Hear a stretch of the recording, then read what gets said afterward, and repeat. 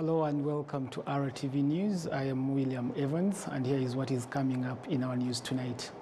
Foreign Affairs Minister Nduhungirehe explains breakthrough in regional diplomacy as Rwanda and DRC move to ease tensions. The Ideal Democratic Party has called for renewed vigilance against genocide denial and divisionism, and this was during the party's General Assembly.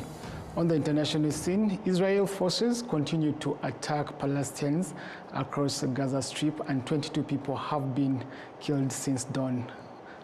Of course,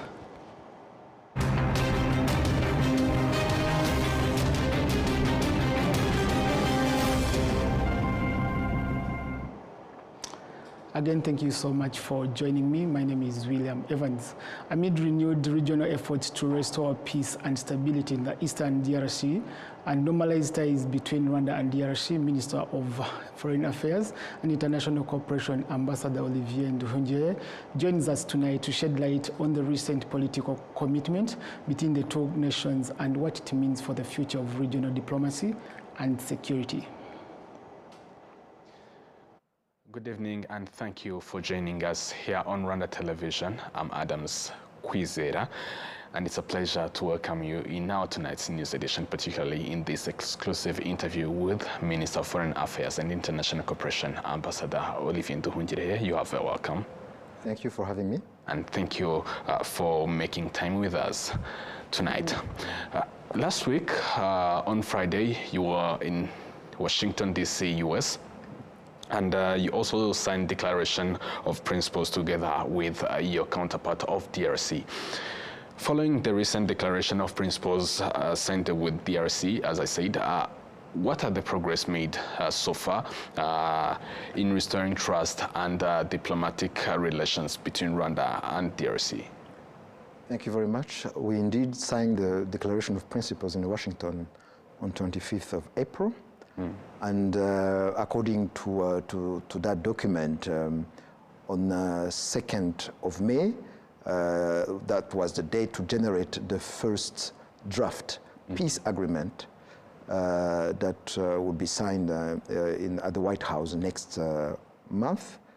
And I think both delegations, at least for our side, we provided our inputs, our contributions to this text, which will be negotiated by experts in the coming days. And we will have a second ministerial meeting in Washington in the third week of this month of May. And then to finalize that text, that peace agreement, which will be submitted to heads of state in mid-June for signing, together with President Donald Trump of the United States, but also with the heads of state of countries that have mediated in a way or another in this crisis. I mean, the President of Kenya for EAC, President of Zimbabwe for SADC, President of Togo, who is now the mediator of the African Union, and also the Emir of Qatar. So I think it will be a good moment to recommit ourselves to sustainable peace in this region. Honorable Minister, security concerns and presence of non-state armed groups remain to be the central tensions in DRC, Eastern DRC. And what is Rwanda's current approach to implementing the joint security cooperation mechanisms, and how is it addressing the shared threats without infringing on sovereignty? In Washington, 25th of April, when we signed this declaration, I made a statement where I insisted on the security issue. Although we are broadening a solution through business, I mean through economic cooperation between DRC and Rwanda, I say that the security issues remain paramount, and that we cannot have a shortcut to peace. And we are happy that in the Declaration of Principles there is a recognition by the parties of the security concerns of the other party. And we agreed in that document to deploy a joint security mechanism that would help us in addressing those concerns. Because we are dealing with a security threat for the past 30 years through the FDLR genocidal force that is still operating in Eastern DRC, that was even embedded in the Congolese army. So we hope that now with this new momentum for peace, we'll be able to really address this issue of FDLR. Maybe it was something between your conversation and the DRC, your DRC counterpart, even in the US Secretary of State. Do they, I mean, DRC, do they recognize FDLR as a security threat to Rwanda? And do they recognize their collaboration, I mean, the FARDC and FDLR? Although they have been making contradicting statements in the past, so even during the Rwanda process, we signed on 25th of November 2024 a concept of operation to neutralize the FDLR, and which will open the way to the lifting of Rwanda's defensive measures. So that means that the DRC, even back then, had accepted that the FDLR is a threat to Rwanda and that the FDLR need to be neutralized.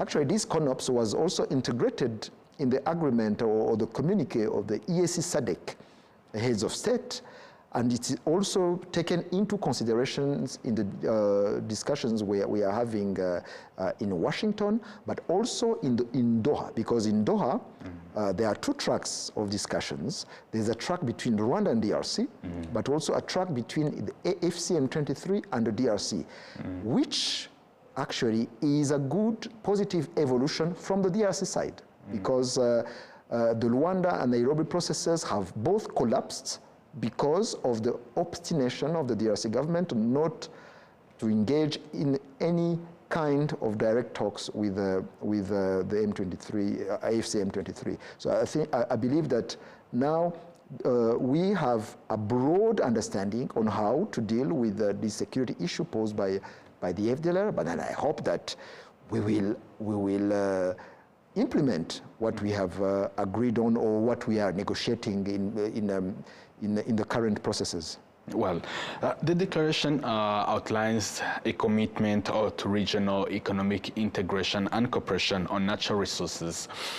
Could you share Rwanda's vision for unlocking mutual economic benefits with DRC and how international partners like US are contributing to this process?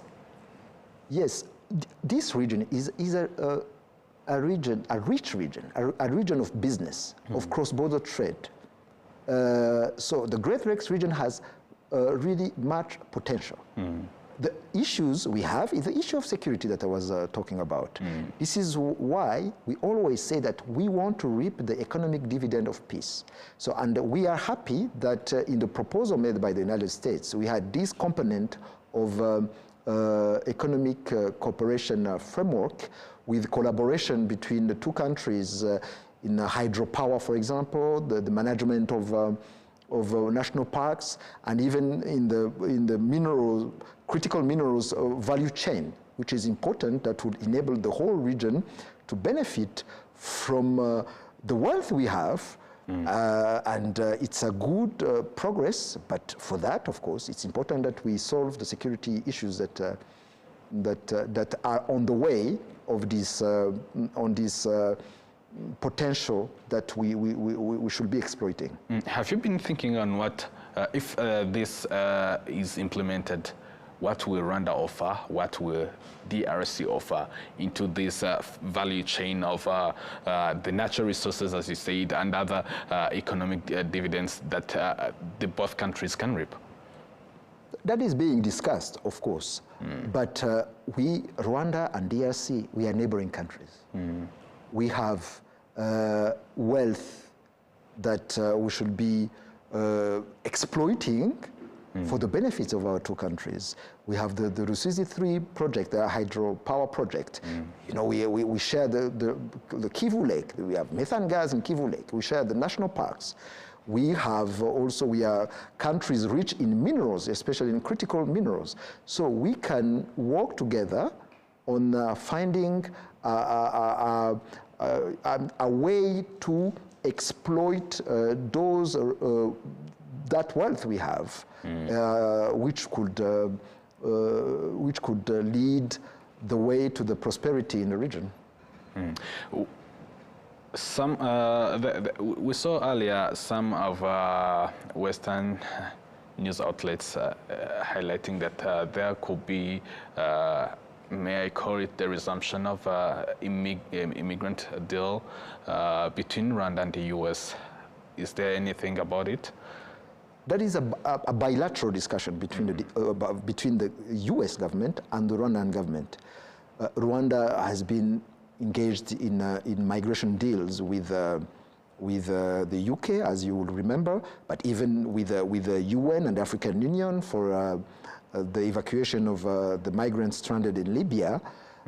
And we are now in talks with the US about a deal on migration. So it's not the first time that we'll be engaging in such a kind of deal, but this is a bilateral issue, bilateral negotiation that is not linked to a resolution of the conflict in the region.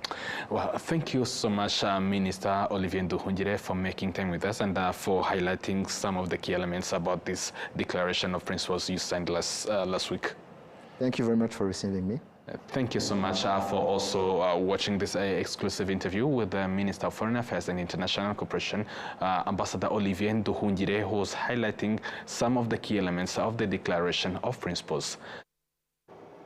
Thank you, Adams Kwizera. Now, the Ideal Democratic Party has called for renewed vigilance against genocide denial and divisionism during the party's General Assembly.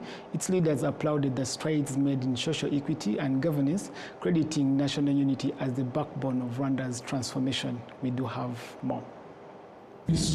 During a session focused on regional geopolitics held in the context of the 100 Days of Remembrance for the 1994 genocide against the Tutsi, PDI President Sheikh Musa Fazil Harerimana delivered an in-depth presentation on the planning and execution of the genocide. He highlighted that a major ongoing challenge is the denial and minimization of the genocide, which continues to emerge in various parts of the world. Sheikh Harerimana also expressed his gratitude to the President Paul Kagame, whom he referred to as the father of the nation, for the transformative leadership he has provided to Rwanda over the past 30 years. Abona abanyarwanda ukuntu tumaze kuba muri ndi umunyarwanda twese nta urebana uburebure. Don't you see how Rwandans have now become one? No one is being segregated based on their height, appearance or size of their nose. No one is accumulating wealth simply because they come from a certain region or ethnic group. We all see each other as one people, Rwandans. We are moving forward together, developing steadily with a shared focus on our country and its future. No one is exempted from paying taxes. Jobs are not created for one group and denied to another. People are free to settle wherever they wish. Our schools are inclusive, and in the fight against poor housing, no specific group is left out. All these blessings didn't just exist before. They are part of the new foundation our country is built upon, thanks to the father of the nation. By'imisingi y'agaciro n'iterambere ry'u Rwanda bizanywe na baba wa taifa. At this annual gathering, PDI members expressed their continued commitment to supporting Rwanda's development agenda. I don't think anyone living in this country, enjoying its beauty and all it has to offer, would choose to collaborate with those who want to destabilize it. Most of those people are disconnected from the reality of Rwanda today. Those of us who are here see and appreciate what the country has become, and we fully align ourselves with its vision. No one can lure us into destroying what we have actively and collectively built. To eradicate the ideology of genocide, the government has adopted various approaches: diplomatic, political, and judicial. These tools can be used to fight this dangerous ideology, and those promoting it who seek to drag us back to the dark past we've overcome. The Ideal Democratic Party is one of the 11 political organizations that make up Rwanda's National Consultative Forum, or political organizations. It holds 5% of the seats in parliament, and its members serve in various national institutions. Youths participating in cultural tourism activities in Gashwati pastures located in Bigogwe sector, Nyabihu district, have expressed deep appreciation for the security and serenity they experienced throughout the night as they explored the traditions and values of their ancestors. They pledged to help preserve the heritage for the future generation and praised Ngabo Karegeya for his creative efforts in promoting love for Rwandan culture as a contribution to national development. Spending the night in the pastures led by Ngabo Karegeya, known on social media as Ibere rya Bigogwe, more than 20 young people from Kigali gathered in the high hills of Gishwati to explore the richness of Rwanda's cultural legacy. Around a bonfire and the chilly Bigogwe sky, the group enjoyed a joyful event that lasted until dawn, featuring traditional songs and dances celebrating Inhotanyi. Participants highlighted that the peaceful environment that allowed them to fully immerse themselves in Rwanda's cultural wealth amidst the pastures and forests. Beyond the night celebrations, the group engaged in hands-on learning about cattle rearing, especially the loyal in Nyambo cows, for which Bigogwe is renowned. They were introduced to cultural values and taboos surrounding cattle, participated in milking, tasted fresh milk, and enjoyed traditional games such as high jumping, wrestling, and hide and seek. The experience sparked enthusiasm and desire to better understand the significance of cows in Rwandan identity. Ngabo Karegeya, founder of the Ibere rya Bigogwe, the company promoting cultural tourism in Gishwati, shared that in the 4 years since its inception, the initiative has gained recognition, especially among Bigogwe residents. He expressed pride in having reintroduced Inyambo cows to the region and gratitude to President Paul Kagame for supporting the project by allocating land, which has allowed cultural tourism to thrive in the area. There was a time when many Rwandans rarely drank coffee, but that is changing fast. The construction of modern coffee shops in urban centers and along key highways has made coffee more accessible to citizens across the country. Today, it's very common to see vehicles parked beside roadsides to have roadsides with coffee shops where travelers take a break, relax, and enjoy a cup of coffee before resuming their journey. These establishments, which serve coffee along a variety of foods and beverages, are no longer limited to cities. They are now spread throughout Rwanda. This expansion aligns with government's ongoing efforts to promote coffee cultivation and consumption, not just as an export commodity, but as a domestic product of pride and daily use. Investors who have ventured into the coffee retail space say these coffee shops have helped them boost local coffee sales and enhance appreciation for Rwandan coffee. Even hotels and restaurants across the country now include freshly brewed coffee on their menus. In these coffee shops, take-away cups typically cost between 1,500 and 3,500 Rwandan francs, while coffee consumed on site ranges from 1,000 to 1,500 Rwandan francs, depending on the location. According to the National Agricultural Export Development Board, a total of 231 coffee shops have been established across Rwanda since 2016, including 28 of them in the southern province alone, and further evidence of growing demand and local enthusiasm for this once consumed beverage.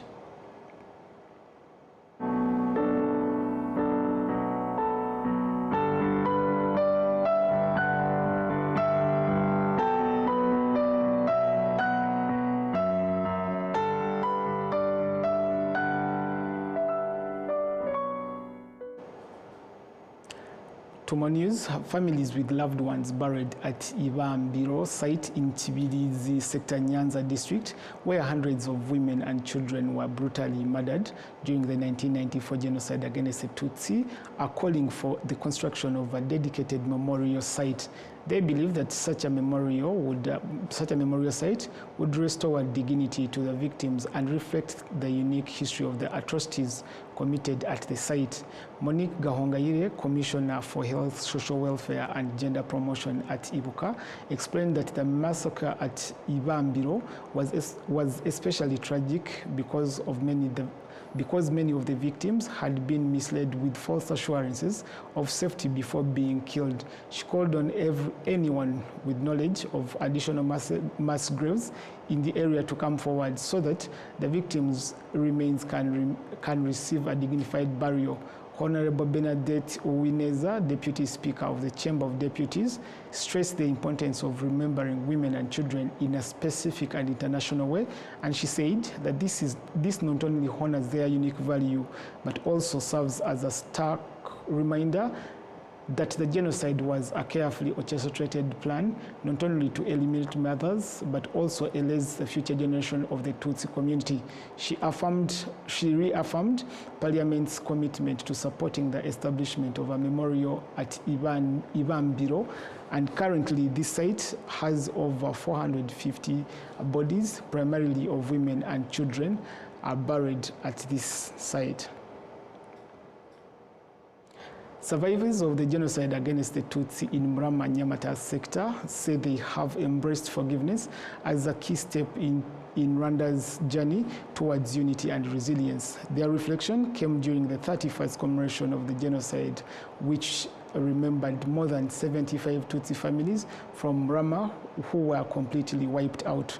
Commemoration activities began with a wreath-laying ceremony at the Nyamata Genocide Memorial in Bugesera District. Grace Ingabire, a survivor, shared her testimony, recounting how she chose to forgive those who killed her family, despite never receiving an apology or information on where her loved ones were buried.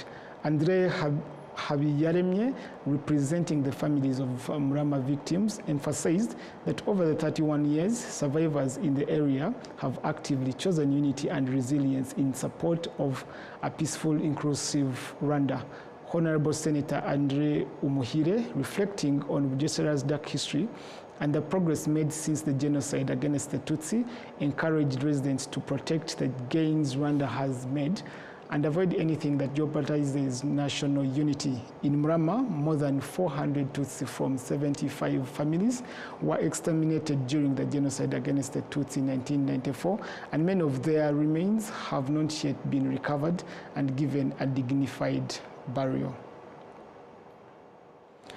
During the 31st commemoration of the genocide against the Tutsi held in Kinihira and Kabagari sectors of Ruhango district, survivors reflected on their journey of resilience and expressed gratitude for the progress they have made in rebuilding their lives. Kinihira and Kabagari, formerly part of the Masango commune, were among the areas where Tutsi had sought refuge at the Catholic parish of Karambi, only to face brutal massacres. The killings were orchestrated with the involvement of local leaders at the time, including the former mayors of Masango and Murama communities, Mhamo and Rutiganda Jean Damascene.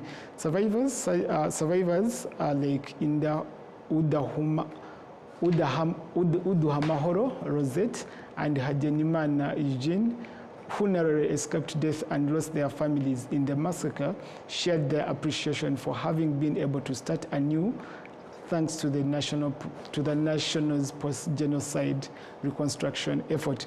As part of the memorial event, 13 bodies were given a dignified burial, 11 were relocated from other locations, and 2 had recently been discovered, bringing the total number of buried bodies at Kabagari Genocide Memorial to over 6,000.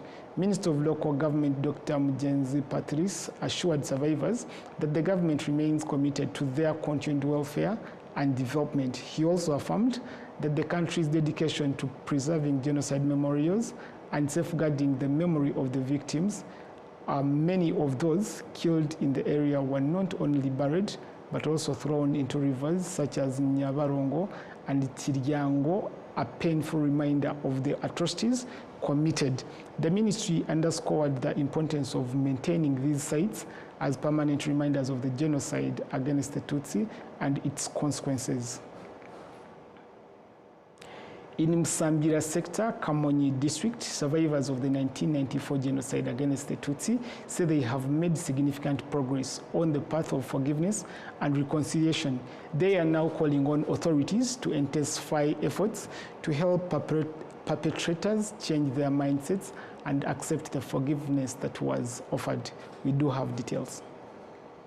Testimonies from genocide survivors in Ibitsibo Rukambura cell reveal that many victims were killed by their own neighbors. Yet, 31 years later, survivors say they've made remarkable strides in rebuilding their lives and extending forgiveness to those who wronged them. My mother is in the same cooperative with someone who killed my father. They both were given a cow that they share, and they get along well with each other. What the perpetrators of the genocide against the Tutsi did was inspired by the past government. As of today, we are breastfeeding on unity and reconciliation. We extended forgiveness to those who killed us. We told them we have lost a lot already, and we also lost people. But moving forward, let's bear our differences and live with one another in peace and harmony like it was the case in the past. Uziel Nyonjira, Vice Mayor of Kamonyi District in charge of economic development, noted that strengthening peaceful coexistence between survivors and genocide perpetrators is a key national priority. While survivors have offered forgiveness, the challenge now lies in ongoing public education to encourage genuine mindset change among those involved in the genocide against the Tutsi.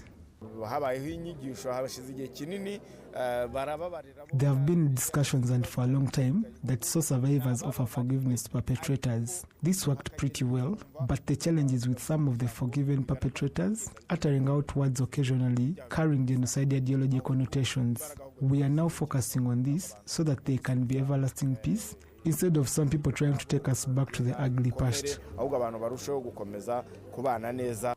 On May 4th is when Musambira sector organizes events in remembrance of the victims of the 1994 genocide against the Tutsi. This year, the commemoration was held in Ibitsibo, in Rukambura cell, where over 300 recently discovered bodies were reburied at Kamonyi Genocide Memorial in Kibuza.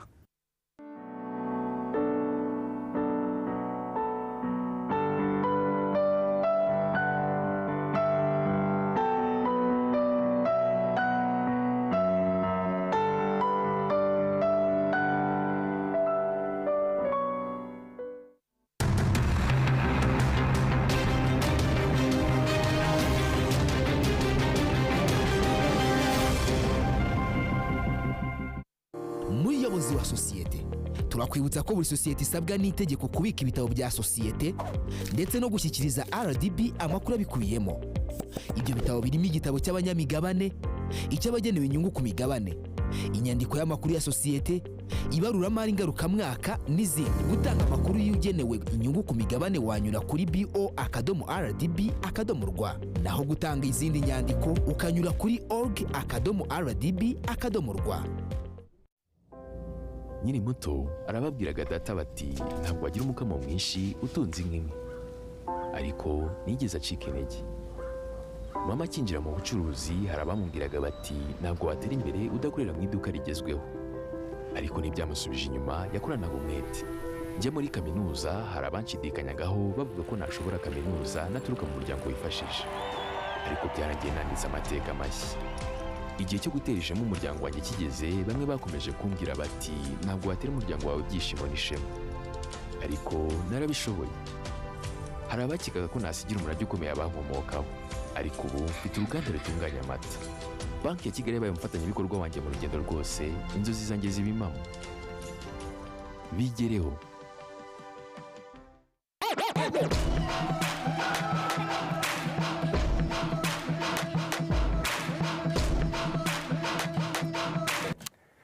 Mvangiye kukubarira 1 2 3 itugwamo. So 1 2 3 gwamo.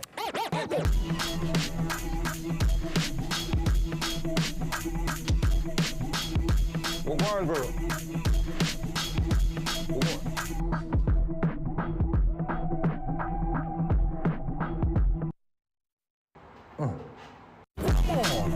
uwa mbere kanda akanyenyeri 345 akanyenyeri 2 urwego maze nawe ugwemo. Ndanezerewe umunezero nsaba umutima ndakora akazi kanjye ndacatinga data ntizishira enda nawe gwamo wikwisondeka.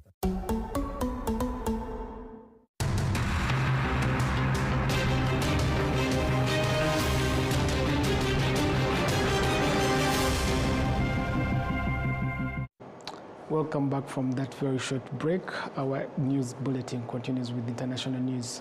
Israel forces have continued to attack Palestinians across the Gaza Strip, and 23 people have been killed since dawn, Al Jazeera reports. Israeli forces have continued to attack Palestinians across the Gaza Strip. 23 people have been killed since dawn. In the eastern part of Al-Mawasi, at least 10 people were killed when an Israeli drone struck a tent. Displaced Palestinians have been seeking shelter there. Several people, including children, were also injured. And Israeli forces have attacked the home of a photojournalist in Khan Yunis in southern Gaza. At least one person's been killed. Children are among the injured. A few hours earlier, another attack in the same area killed at least 6 people. Ongoing bombardment already caused further civilian casualties and forced displacement and sheer level of destruction. Everywhere you go, you will see that quite visible. But primary of what we've seen throughout the day is direct attacks on family. A family of 10 people. It's a family that was sheltering inside a tent, and their in-laws who were seeking shelters with them inside this tent. 7 women were reported killed in the attacks, 1 child and 2 adults, and several others from the surrounding area were reported with severe injuries. And when we talk about severe injuries, these are the severe bleeding and the severe burns caused by the bombs that dropped on these tents. And as soon as they arrive to the hospital, it becomes so difficult for the medical staff to intervene and provide necessary medical care to save lives. And as of this moment, hospitals are overwhelmed. And this is the aftermath of every attack. Overwhelmed health facilities, inability to provide meaningful medical care, and the lack of medical supplies makes the whole matter much more difficult. Another family was also killed in Deir al-Balah. A father, a mother, and 2 of their children, 4 years old and 2 years old, were also killed inside a tent. And attack in tents is not the first time. We've seen it happening over the past 2 weeks and every single day.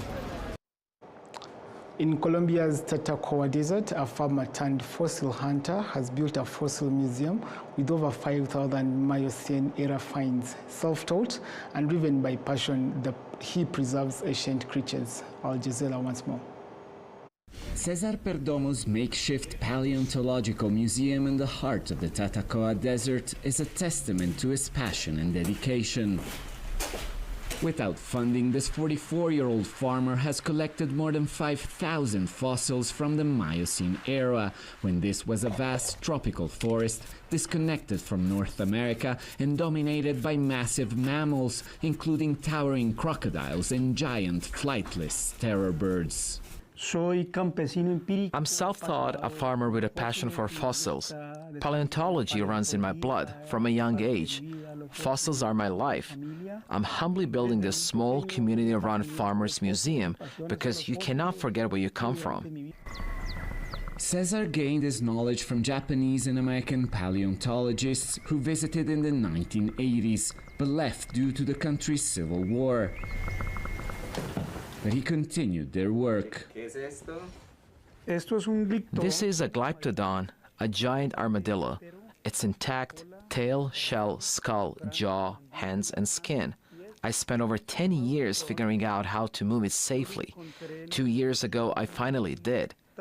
It's a slow process. It took 13 million years to form, so rushing it and ruining it in a day makes no sense. In time, one paleontologist did return, Andres Link, a professor in Bogota who now helps Cesar organize, catalog, and display his collection. One fossil in particular caught his attention, altering the understanding of the region's history. This is the first terror bird fossil found in the tropics. Until now, we had records in Argentina and North America, but no proof they lived here. It also helps us understand the ecosystems of 13 million years ago. and praise like this ancient giant sloth which Link and Perdomo are excavating. Last year, UNESCO designated this part of the Tatacoa as a World Geological Heritage Site for its extraordinary fossil richness, but Professor Link warns that without serious investments, Cesar's work could be at risk. There is little support for locals and researchers.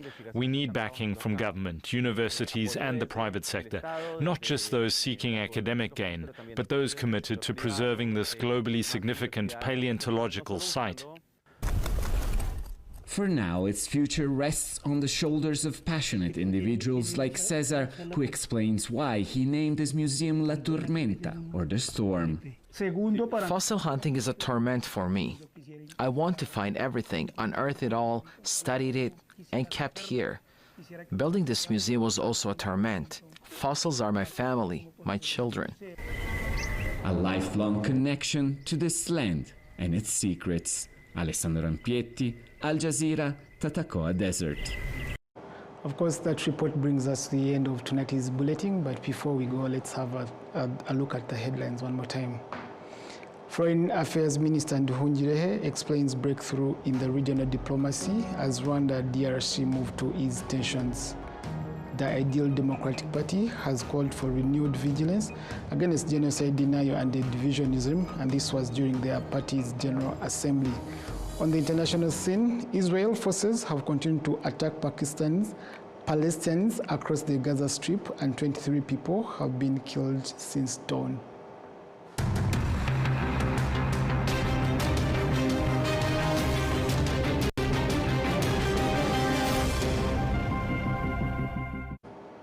That was it for the news tonight. I'm William Evans, and from me and the entire team, we have a great weekend.